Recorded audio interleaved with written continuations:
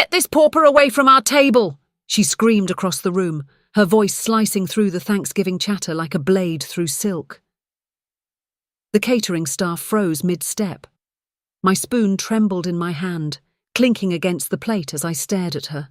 My daughter-in-law, Madison, standing tall in her wine-coloured dress, pointing directly at me. "She's not supposed to be here. This dinner is for family." Every face at the table turned toward me, some with confusion, others with hidden smirks. I could see my son, Mark, shifting uncomfortably beside her, his mouth twitching like he wanted to speak but didn't dare. My heart didn't break. Not this time. It had shattered long before, in smaller, quieter ways. But in that moment, it hardened. Before I dive in, feel free to let me know where you're watching from. And if you enjoy the story, a like and subscribe would mean a lot. I stood up slowly, carefully placing my napkin on the table. No one stopped me. No one even offered a glance of sympathy. They all just watched me walk away from the table I had once paid for, from the family I had once built with my own hands. But what they didn't know, what she didn't see coming, was that the woman she'd just called a pauper was still the founder, chairwoman, and 85% owner of the very company that paid for this lavish dinner. The story didn't start that night.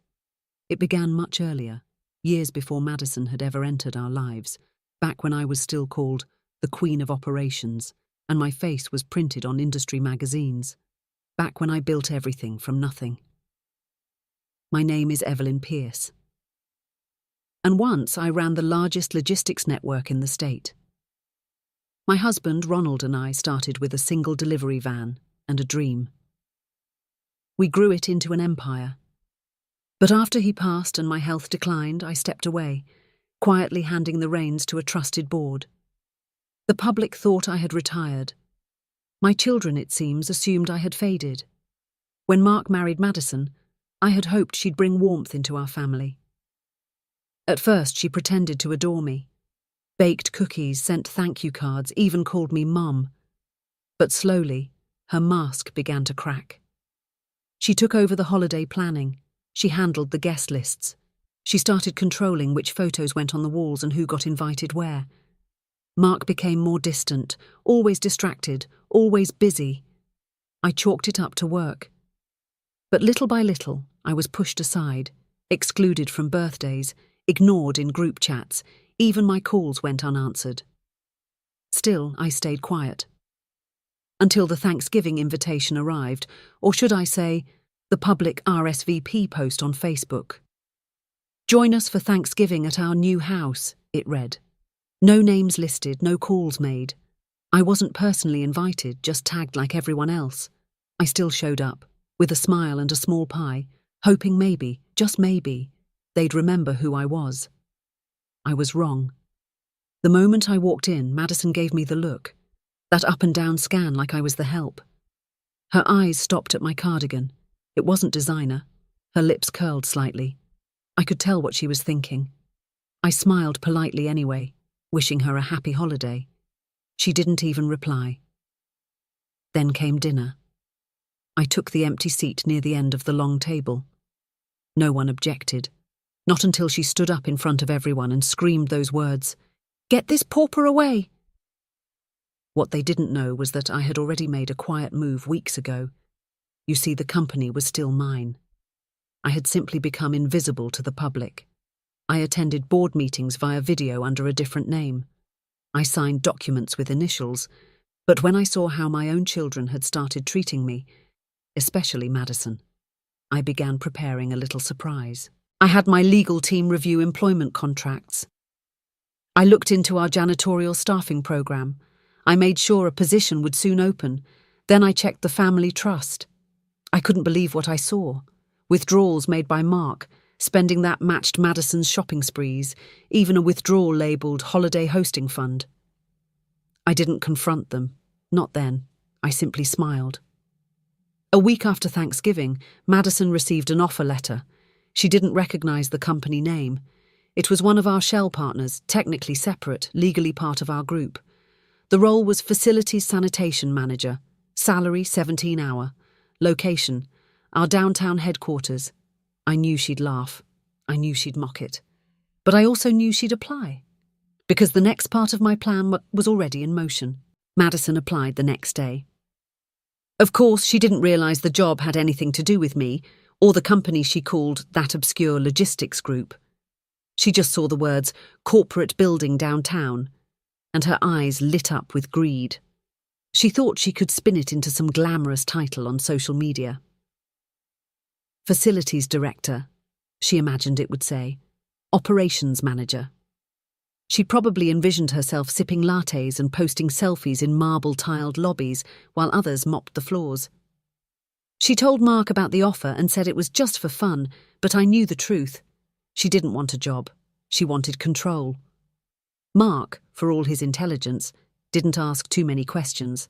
He never had. He was raised with everything handed to him. I taught him how to balance books and sign deals, but never how to read people. Especially not people like Madison. She strutted into the first interview wearing sunglasses indoors and a pencil skirt so tight it looked like a costume.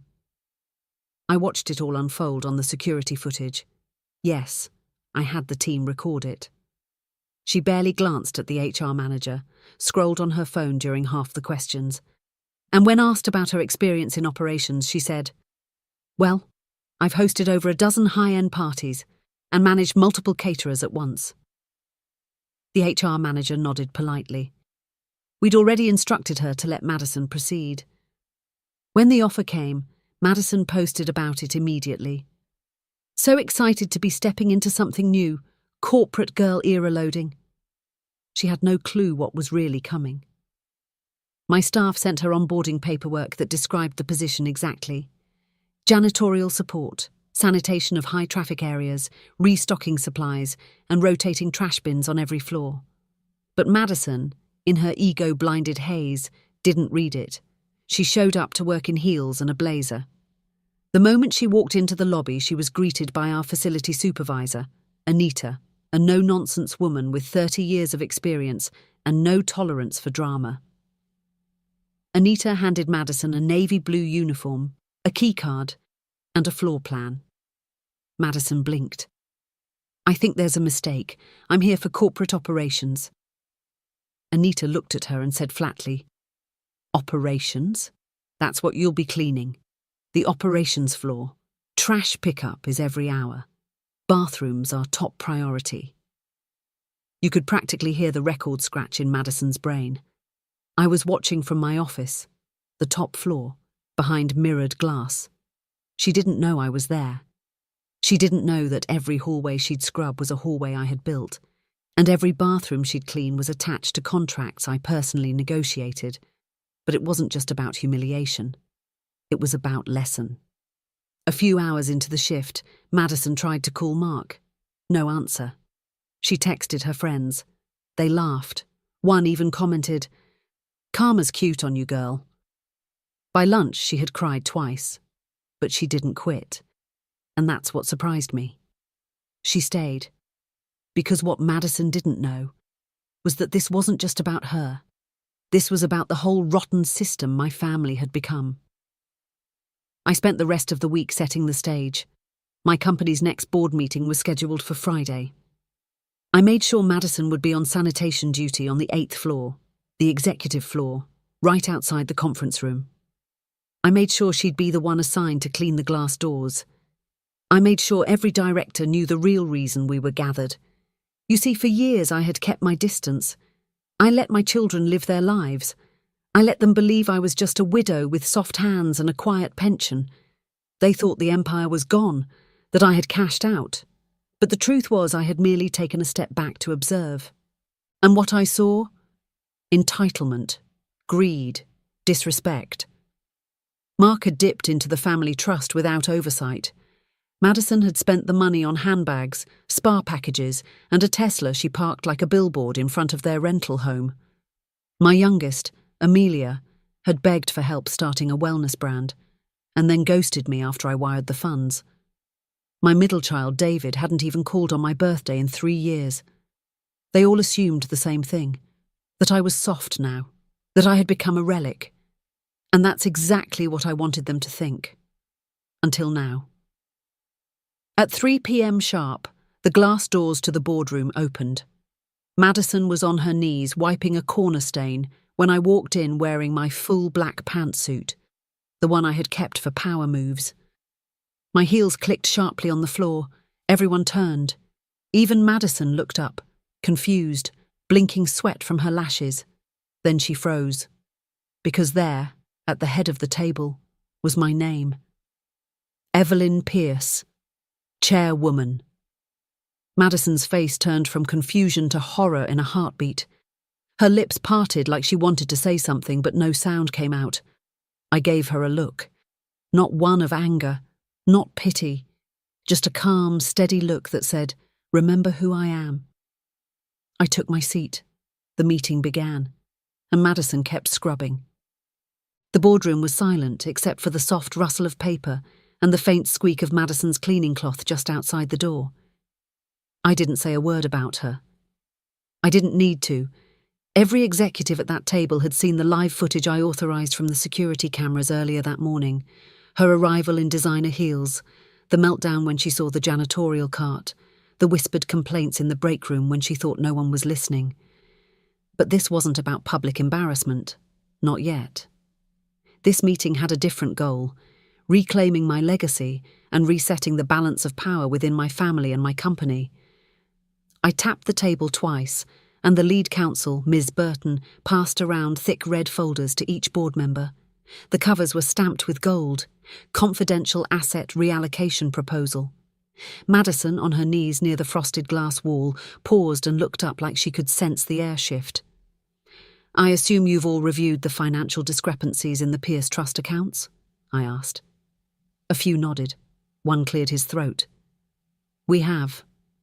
There's significant unauthorized usage," Mr. Tanaka said. "Some of the withdrawals are categorized as household maintenance and hosting services." I smiled politely. "Yes. I've traced every cent. My son Mark has been using the trust funds to finance a lifestyle his income couldn't support. And my daughter-in-law," I flicked my eyes to the blur of her movement outside, "was more than willing to help him spend it." One director raised a brow. "Are you moving to cut them off entirely?"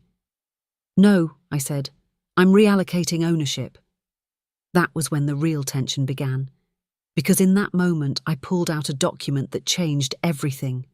It was a revised estate plan, pre-approved, notarized, and quietly updated 6 months ago, transferring not just the bulk of my personal assets, but ownership of my company shares and voting power to a new beneficiary. One name, someone they didn't expect. And no, it wasn't any of my children. It was myself. Technically, legally, for the last 5 years, I'd placed my shares in a blind trust and allowed the board to manage operations. I told the public I had retired, but I never gave up actual control. And now, I was taking it back, because if my family didn't want me as their matriarch, I would return as their boss. From outside the frosted glass, Madison had her ear pressed near the door. Unaware there was a two-way microphone feeding her whispers directly to the overhead speaker. Her voice crackled in. "Can you believe this place? Smells like bleach and sadness. Who even works like this for a living?" A few eyebrows lifted around the table. Ms. Burton looked at me. I nodded once. She pressed a small button and cut the feed. "Let's continue," I said. By the end of the meeting, the board had unanimously approved the transition. I stood, gathering the folders as the directors filed out one by one, all offering subtle nods and a few looks of pity toward the woman outside, who still hadn't figured out what room she was mopping beside. As the last executive left, I turned to Ms. Burton. "Send a message to HR. Have her transferred to the West Building tomorrow." She blinked. "That's the industrial warehouse, ma'am." I smiled faintly. Exactly. The next day, Madison arrived earlier than usual, probably hoping to get ahead of things, or to be seen, admired, or even offered a promotion.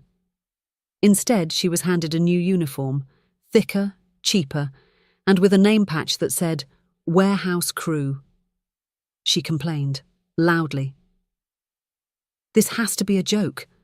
I'm not doing this. But she did. Because the fine print in her contract stated failure to report would result in forfeiture of the full month's pay. And I made sure the HR team reminded her of that, in writing, in bold red text. At the warehouse, the work was different. There were no polished lobbies, no tinted windows, no marble restrooms. There were conveyor belts, noisy forklifts, dusty storage racks, and rows of cold steel lockers. The first task she was assigned? Scrub oil stains off the loading dock floor. I watched it all play out on the monitors in my downtown office. At one point, she took out her phone and recorded a tearful video, probably thinking it would go viral. "This is what they did to me," she cried. "Me, a daughter-in-law." She didn't know we blocked social sharing access on our internal Wi-Fi network, and she didn't know the camera above her had captured everything, her disrespect, her vanity, her cruelty, and that I was saving it all, not for revenge, but for record, for proof. Proof that what I built, the empire, the family, the legacy, had been trampled by greed disguised as entitlement, but not anymore. The next few days wore her down. Her nails chipped, her makeup faded, her pride crumbled. She stopped complaining, then stopped talking entirely. On day 4, she sat alone in the corner during lunch, staring at her hands. Her phone stayed in her bag. Meanwhile, Mark started calling me again, voicemails at first. "Hey, Mum, I've been thinking about Thanksgiving. Madison said you left early. I didn't even see what happened." Then texts. "Mum, can we talk? Madison's been acting weird. I think she's working. Somewhere?" And finally, an email, long, apologetic, filled with half-lies and desperate charm. "Mum, I miss you. I know things have been distant. I just wanted to say, we love you. We're sorry if we made you feel pushed aside." He ended with, "Can we have dinner? Just us?" I didn't reply. Not yet. Because this story wasn't over. Not until Madison saw exactly what she had thrown away. Friday came, and Madison arrived at the warehouse 30 minutes late. She looked different now. The glossy social media shine was gone. Her hair was tied back in a messy bun, her eyebrows were barely filled in, and her once pristine nails were now chipped and raw. She had given up on makeup entirely. I could see it in the security feed. The fire she wore like perfume. Gone. Replaced with something closer to confusion. Or fear. The warehouse supervisor, Lou, didn't say a word, just handed her a broom and pointed toward the shipping bay. Her phone stayed in her locker that day. No videos, no complaints, and I knew then. She had finally realized. This wasn't a joke. This wasn't a prank. It was real, and she wasn't in control. That afternoon, I sent a discreet email to Mark. "Dinner tomorrow. 7 p.m. No guests. Just you and me. My place." He replied instantly. "Of course. Looking forward to it, Mom. I'll bring wine." I stared at the screen, thinking back to the last real conversation we had. It was over a year ago. He had come over to ask if I would co-sign on a second mortgage. I asked him why he needed it. He said Madison wanted a bigger walk-in closet. When I hesitated, he said, "Come on, Mum. You don't really need that old money just sitting there. We're family." Family. It used to mean something. Saturday night came quickly. My home, the same modest one I'd lived in for 22 years, was spotless, warm and glowing with the scent of roasted rosemary chicken and lemon pie. I wore a soft grey cardigan, no jewellery, no statement, just simplicity. When Mark arrived, he looked around like he was stepping into a museum of the past. "Wow, you kept everything the same," he said. "I like what I built," I replied, "even if others think it's too small." He looked sheepish, but tried to smile. "Listen, Mom, about Thanksgiving." I held up a hand. "Let's not pretend. Just tell me, did you know she was going to say it?" He didn't even blink. "Say what?" I tilted my head. "Get this pauper away from our table," her exact words. He froze. I didn't hear that." I looked at him calmly. But you didn't ask about it either. He looked down. She's been under a lot of stress. She didn't mean it that way. You know how she gets when she's trying to impress people. Do you think I'm a pauper, Mark? I asked quietly. He flinched. No, of course not. Mum, I own 85% of Pierce Logistics, I said. He blinked. What? I repeated it, slowly. I never gave it up. The media assumed I retired, but I didn't sell. I just stopped showing up in public. I still control the board. I still sign the major checks. And I've been watching. He went silent. Then, why didn't you tell me? I smiled. Because I wanted to see who you were without it, without the pressure of inheritance or expectation. I wanted to see what kind of man you'd become. And? You married someone who called me trash at my own family's table, and you said, nothing. He lowered his head. But I didn't come here to shame you, I continued. I came to give you a choice. He looked up slowly. What kind of choice? I stood and walked to the mantel. From behind a row of framed photos, I pulled out 2 sealed envelopes. I handed them to him. One is for you. The other is for Madison. He stared at them. What's in them? 2 paths, I said. One will lead you back into this family. The other will lock you out forever. His hands trembled as he held them. Read them later, I said. Alone, not together. He nodded, quiet, confused. When he left, I stood by the window and watched his car pull away into the night. I wondered if he'd make the right choice. I hoped he would. But I no longer counted on hope. I counted on action. The next morning, Madison didn't show up to work. Instead, she walked into my downtown office, escorted by security, just as I had instructed. She looked furious, exhausted, but still too proud to fully break. What is this? Why are you doing this to me? She demanded. I gestured to the chair in front of my desk. Sit. She didn't move. I said, sit. She did. You embarrassed me in front of my own family. You humiliated me at Thanksgiving. You humiliated yourself, I replied coldly. I simply gave you a mirror. I'm your daughter-in-law, she shouted. You can't treat me like this. I leaned forward.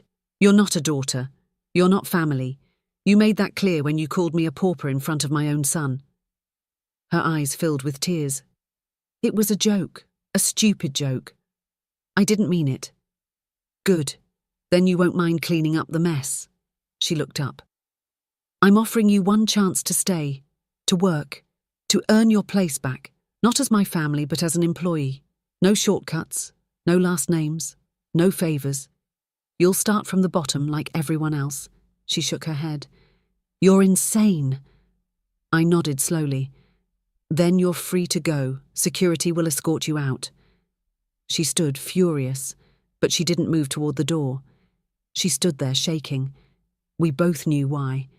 She had burned too many bridges to find another opportunity that paid even close to this one.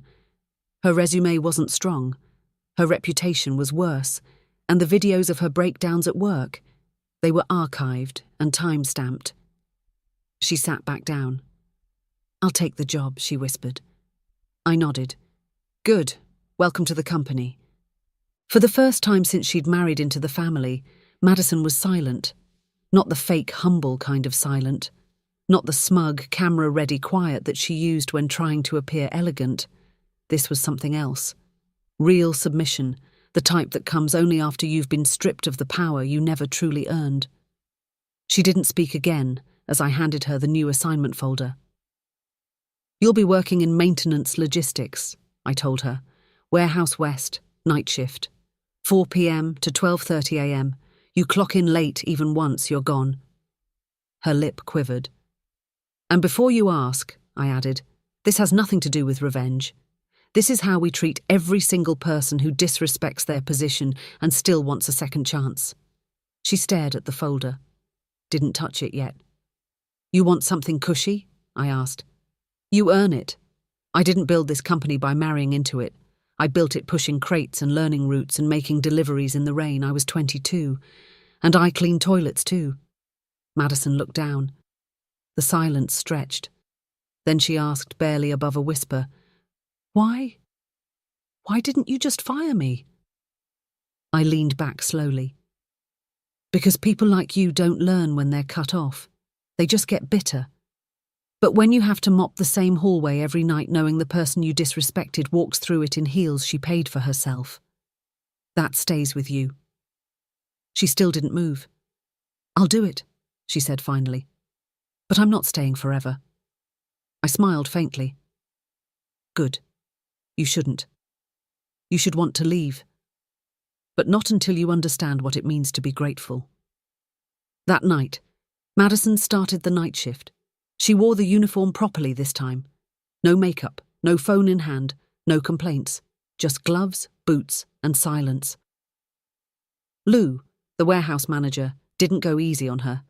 He didn't go hard either. He treated her exactly like the others. No favors, no cruelty, just steady, firm instruction. And Madison followed. Week 1 passed, then 2, then 3. Each time, I had someone check her logs. No missed punches, no skipped assignments, no unauthorized breaks. Her body language changed. She stopped rolling her eyes when given directions. She started staying late to finish tasks. One night, she even helped a new janitor find his locker when he got lost. She didn't know I saw that part. But I did. And meanwhile, Mark, he was unraveling. He never opened the second envelope I gave him, the one marked Madison. He only read his own, and he read it too quickly. His message was clear. If he wanted access to the trust, he'd have to show 6 months of clean financial behavior, return the Tesla, and take a financial literacy course that I myself would administer weekly. His reply? Silence. For 2 weeks. Then came the long text. "I'm not sure what you're trying to prove, Mum, but you've made your point. I'm sorry. I'm really sorry. I'll take the classes. I want to do better." I didn't respond. Not yet. I needed to see if that apology was real or just regret that his credit card had bounced. The turning point came on a Wednesday. It was pouring outside, cold. The warehouse heater had gone out on the east wing. Madison was drenched from cleaning the dock corridor. She was halfway through mopping when Lou called out to everyone, "Break in 15!" But Madison didn't stop. She kept mopping, even when her hands trembled, even when her nose was red from the cold. "You're off, girl," one of the crew members said. "I know," she replied quietly. "Just want to finish this section." She finished, alone, quiet, no complaints. And when she was done, she returned the mop, clocked out, and walked through the rain without even putting her hood up. I watched it all on the feed. Then I stood from my chair. The next morning, I called the director of operations. "Promote her," I said. "Transfer her downtown, entry-level support in HR. Tell her it's probationary and make her work for it." "She's finally earning it?" he asked. I didn't answer that question, because earning it wasn't the point anymore. The point was growth, and sometimes people surprise you. The promotion didn't come with confetti or applause, just a plain email. Subject: Internal transfer approval from HR department to Madison Pierce. Message effective Monday. You are assigned to entry-level HR support. Office, 9th floor, downtown HQ. Dress code, business casual. Supervisor, Mrs. Annika James. When Madison received it, she didn't smile. She didn't post. She just stared at the screen and quietly reported to duty the following week. She wore a grey blouse and flat shoes. No flashy makeup. Her hair was clean and pulled back. No heels, no complaints. Just a notebook in hand and a slight nod when her new supervisor explained her role. Sorting applicant files, scheduling onboarding meetings, and updating internal employee logs. She had no private office, no desk with a nameplate, just a shared cubicle tucked in the corner of the floor she once walked past with her nose in the air. And yet, she did the work. Annika told me later that Madison was early every morning, took notes and stayed through lunch without being asked. She even started taking on small tasks no one assigned, reorganising the filing cabinets, offering to run down to records, helping with supply orders. By the third week, Annika said something I didn't expect. "I think she's actually trying." I stayed quiet, still watching, still waiting. Then came the moment I had waited for since Thanksgiving. Mark showed up at my office, in person. He didn't come in a suit. He came in a windbreaker and slacks. No car keys in hand, no Starbucks in the other.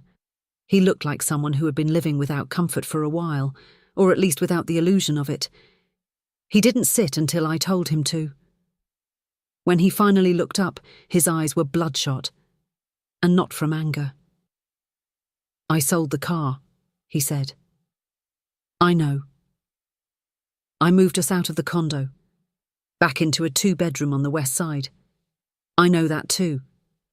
And I started the financial literacy classes." I looked at him. "You didn't have to." "I did," he said, "because you were right." There was a silence. "I saw what she became," he said finally, "and I hated her for it. But I also hated myself because I let it happen. I let her turn into that, because I wanted to live easy, and because I was scared to lose her." I nodded slowly. "I still love her," he added, "but not for what she was, for what she's becoming now." "She's changed?" "Yes," he said without hesitation. "Not all at once, but something inside her cracked. And for the first time, she stopped pretending. She doesn't talk down to waiters anymore. She doesn't post about levels or status or fake opportunities. She just works, she cooks, she reads, she apologizes." I studied him. He wasn't lying. "And you?" I asked. He looked at me with shame. "I forgot who raised me. I let money replace respect. I let Madison become my voice when it should have been mine. I let your silence become an excuse to stop calling, and I'm sorry, Mom. I truly am." I stood. He stood too. And I did something I hadn't done since he was 10 years old. I pulled him into a hug, not because everything was healed, but because something had been humbled. And that was the beginning. The following Thanksgiving was different. There were no catered plates, no flower arrangements, no designer napkins or champagne pyramids, just a long table in my backyard covered with food we cooked together: roast chicken, pumpkin soup, cornbread and pie. Mark helped set up the chairs. Madison helped serve. My youngest, Amelia, even showed up with homemade biscuits and a quiet apology. David called from his new job abroad and promised to visit next time. No one bragged. No one posed for pictures. We just ate, and for the first time in a long time, I felt like family again. Near the end of the meal, Madison stood up. Everyone went quiet. "I know I don't deserve a speech," she said, holding her glass of water. "But I want to say something anyway. Last year I called someone a name, a cruel, heartless name. And I said it to the woman who fed my husband, raised him and created the life I now benefit from." She looked at me directly. "I was wrong, and I'm so sorry. Not just for what I said, but for forgetting who you are, for treating you like you were less, when you were the foundation beneath all of us." The table was quiet. I nodded once, and raised my glass. "To growth," I said. Madison raised hers too. "To humility." Mark joined in. "To second chances." We clinked our glasses, and the wind moved gently across the yard like even it knew something old had finally healed.